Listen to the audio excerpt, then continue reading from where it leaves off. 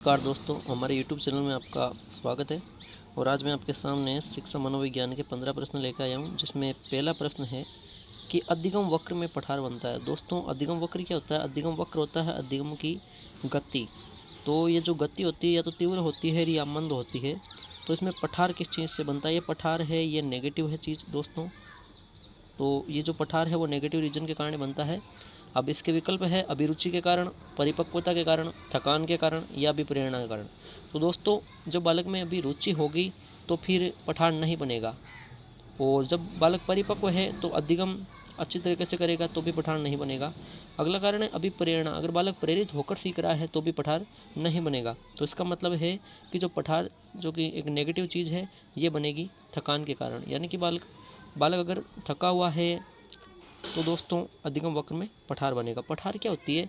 पठार होती है जब अधिगम वक्र अगर स्थायी रूप से बंद हो जाता है तो उसे पठार कहते हैं।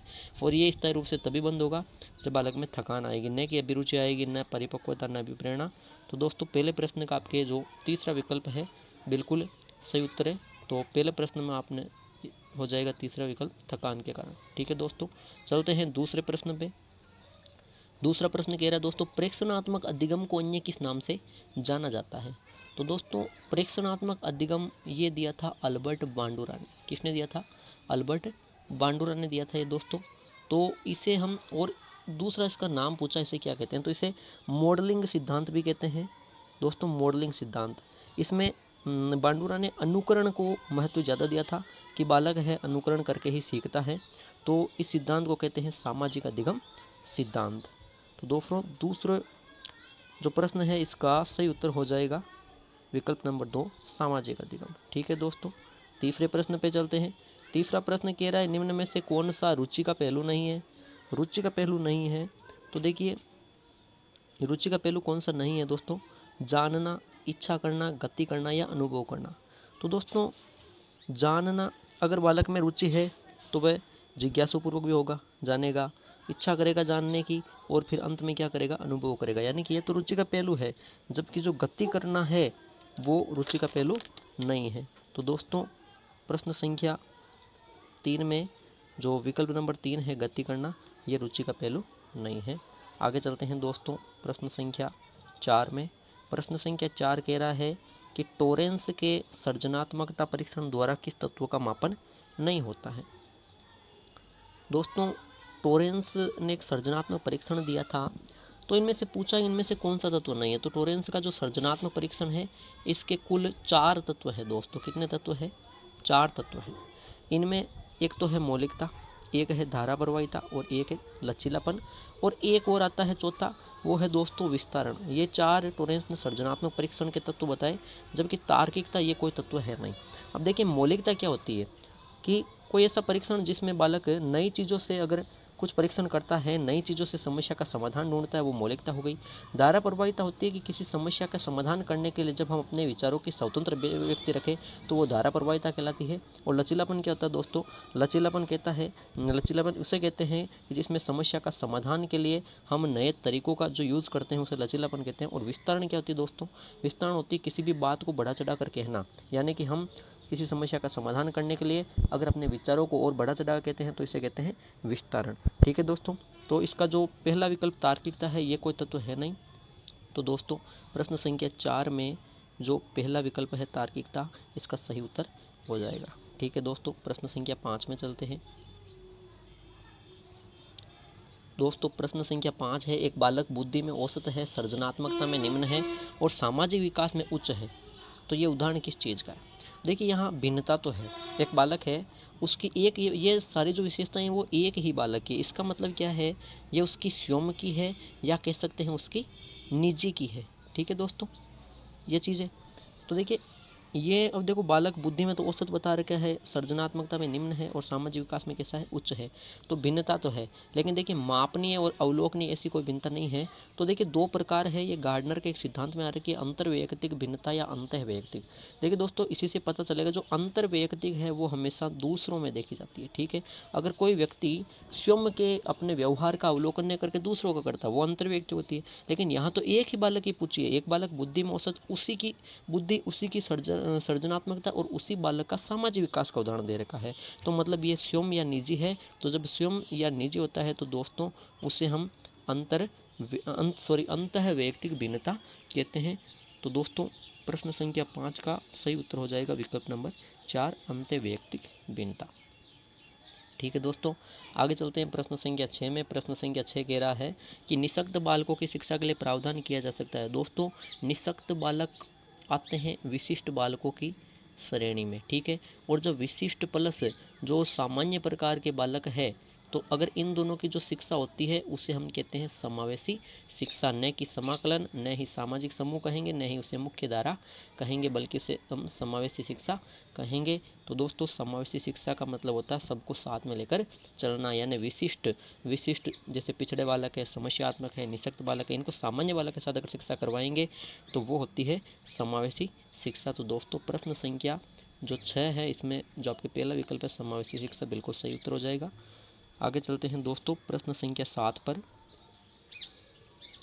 दोस्तों प्रश्न संख्या 7 कह रहा है कि किस मनोवैज्ञानिक ने प्रस्तावित किया कि बच्चों का जो चिंतन है वो गुणात्मक रूप से वयस्कों की अपेक्षा भिन्न होता है। तो ये प्रश्न इस बार सीटेट में आया था और इसी तरीके से आया। तो दोस्तों इसका उत्तर हो जाएगा जीन पियाजे ने स्पष्ट किया कि जो बच्चों का चिंतन है वो वयस्कों की अपेक्षा गुणात्मक रूप से भिन्न होता है। ये चीज़ हो गई। इसके अलावा एक चीज़ आपको बता देता हूँ कि ये पिछले सीटेट में भी आ चुका है दोस्तों, और पिछली बार ऐसा पूछा गया कि गुणात्मक रूप से होता है तो कौन से रूप में नहीं होता है। तो ये याद रखिए आप, जो मात्रात्मक रूप होगा दोस्तों, उस मात्रात्मक रूप में बच्चों का चिंतन वयस्कों की अपेक्षा भिन्न नहीं होता है, बल्कि गुणात्मक रूप में होता है। ठीक है दोस्तों, तो प्रश्न संख्या जो 7 है, प्रश्न संख्या 7 में विकल्प नंबर 3 जीन पियाजे बिल्कुल सही हो जाएगा।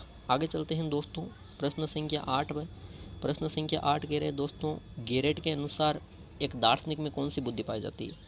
तो गेरेट और जो थॉर्नडाइक थे, एक तो गेरेट और दूसरा थॉर्नडाइक, इन दोनों ने अपनी जो बुद्धि का वर्गीकरण सिद्धांत किया, उन्होंने 3 प्रकार की बुद्धि बताई दोस्तों, 3 प्रकार की। एक बताई थी मूर्त, एक बताई थी अमूर्त और एक बताई थी सामाजिक, यानी कि प्रतिभाशाली बुद्धि नहीं बताई। ठीक है, अब अलग अलग बताई। मूर्त बुद्धि, सामाजिक बुद्धि जो सामाजिक समूहों में सक्रिय रहेंगे जैसे नेता वगैरह, तो उनमें हो जाएगी। मूर्त बुद्धि किन में होगी, मूर्त बुद्धि होगी जैसे इंजीनियर है, कारीगर है, यानी जो यांत्रिक बुद्धि का है वो हो जाएगी। और अमूर्त बुद्धि हो जाएगी जिनको पुस्तकीय ज्ञान है दोस्तों, वो हो जाएगी अमूर्त बुद्धि, जैसे कि शिक्षक है, दार्शनिक है, चिंतक है, लेखक है, कोई चिकित्सक है। ठीक है दोस्तों, तो प्रश्न संख्या 8 में आपके विकल्प नंबर जो 3 है अमूर्त बुद्धि, वो बिल्कुल सही उत्तर है। आगे चलते हैं दोस्तों प्रश्न संख्या 9 पे। प्रश्न संख्या 9 कह रहा है अर्जित ज्ञान को स्थायी बनाने हेतु किस शिक्षण सिद्धांत का उपयोग करना चाहिए। देखिए दोस्तों, किसी बालक को अर्जित ज्ञान है यानी कि पहले से याद है, उसे और क्या करना, स्थायी करना और परिपुष्ट करना है और संवर्धन करना है या उसको मजबूत करना है। तो दोस्तों यहाँ पे नियोजन का सिद्धांत, आवृत्ति का, निश्चित उद्देश्य, लोकतांत्रिक व्यवहार का। तो देखिए निश्चित उद्देश्य, यह उद्देश्य है नहीं, यहाँ कोई योजना नहीं बन रही है, ना ही कोई लोकतांत्रिक व्यवहारिक रूप है। तो ये दोस्तों आवृत्ति का सिद्धांत है, यानी कि अर्जित ज्ञान को अगर स्थायी करना है तो हमें क्या करना होगा, बार बार पढ़ना होगा दोस्तों। क्या करना होगा, बार बार पढ़ना होगा। जब बार बार पढ़ेंगे तो वो पुनरावृत्ति आवृत्ति का सिद्धांत कहलाएगा। ठीक है दोस्तों, प्रश्न संख्या 9 है, इसमें आपके विकल्प नंबर 2 है आवृत्ति का सिद्धांत, बिल्कुल सही हो जाएगा। ठीक है दोस्तों, आगे चलते हैं दोस्तों प्रश्न संख्या 10। प्रश्न संख्या 10 कह रहा है कि विकास आनुवांशिकता और वातावरण का क्या है, गुणनफल है। ये कथन किसने कहा, एक डेफिनेशन पूछी गई है, स्किनर ने कहा, रोफ ने कहा, वुडवर्थ या जीन पियाजे, किसने कहा दोस्तों। फैक्टली क्वेश्चन है, वुडवर्थ ने कहा, बहुत अच्छा क्वेश्चन है। तो इसको याद आप ऐसे भी रख सकते हैं कि जो आनुवांशिकता है दोस्तों, आनुवांशिकता यानी कि जिसे वंशानुक्रम भी बोल सकते हैं, आनुवांशिकता या वंशानुक्रम बोल सकते हैं। इनटू क्या होता है, इनटू वातावरण, और इजिकल टू क्या होता है, इजिकल टू होता है दोस्तों विकास, इजिकल टू विकास होता है। ठीक है, तो ये परिभाषा किसने दी थी, वुडवर्थ महोदय ने दी थी। तो दोस्तों प्रश्न संख्या जो 10 है यहाँ पे आपके विकल्प नंबर 3 है, बिल्कुल सही है। आगे चलते हैं दोस्तों प्रश्न संख्या 11 में। प्रश्न संख्या 11 कह रहा है दोस्तों निकट से दूर का सिद्धांत में विकास होता है। दोस्तों बाल विकास का टॉपिक का प्रश्न आया है, निकट से दूर का जो सिद्धांत है, इस सिद्धांत में विकास कैसे होता है, ये तरीका पूछा। तो निकट से दूर क्या होता है, निकट से दूर कहूँ उसको मैं केंद्र से सिरों की ओर कहूँ या मध्य से बाहर की कहूँ, एक ही चीज़ है। यानी कि ये केंद्र है, इधर से ये देखिए मध्य, मतलब केंद्र से सिरों की ओर हो रहा है, या फिर मध्य से बाहर की ओर हो रहा है, या निकट से दूर की, या निकट है यहाँ से दूर की ओर हो रहा है ना, ये चीज़ क्या है, ये एक ही चीज़ है। तो इसमें जो विकास होता है वो उपयुक्त दोनों माध्यमों से, सिर से पैर की ओर, यानी कि ये सिर है, इससे ये पैर की ओर दोस्तों नहीं होगा, गलत है ये चीज़।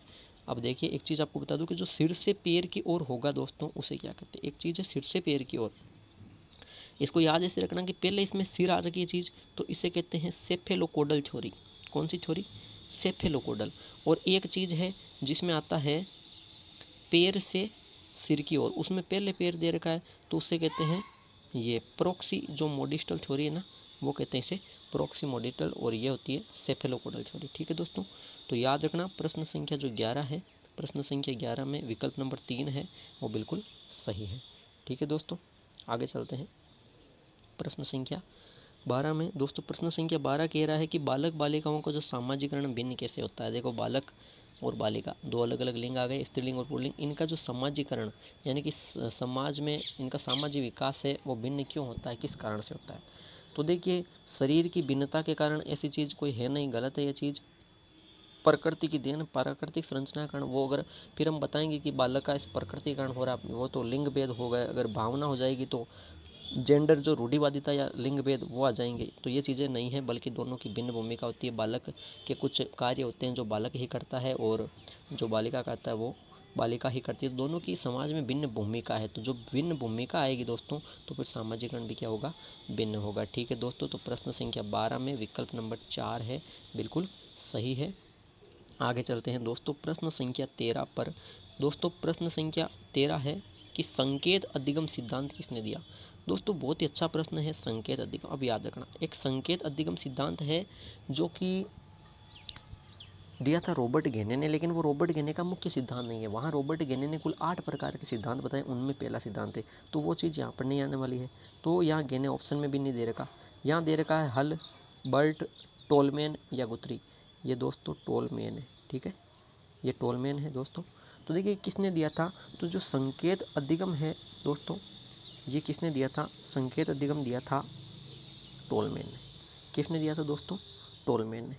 यानी कि जो संकेत अधिगम है इसे चिन्ह अधिगम सिद्धांत भी कहते हैं। ठीक है दोस्तों, तो प्रश्न संख्या जो 13 है इसमें विकल्प नंबर 3 है टोलमैन, बिल्कुल सही उत्तर है। आगे चलते हैं दोस्तों प्रश्न संख्या 14 में।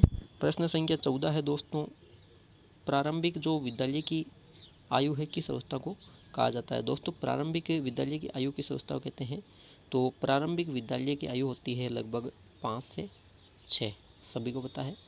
5 से जो 6 होती है वो दोस्तों प्रारंभिक विद्यालय की अवस्था होती है।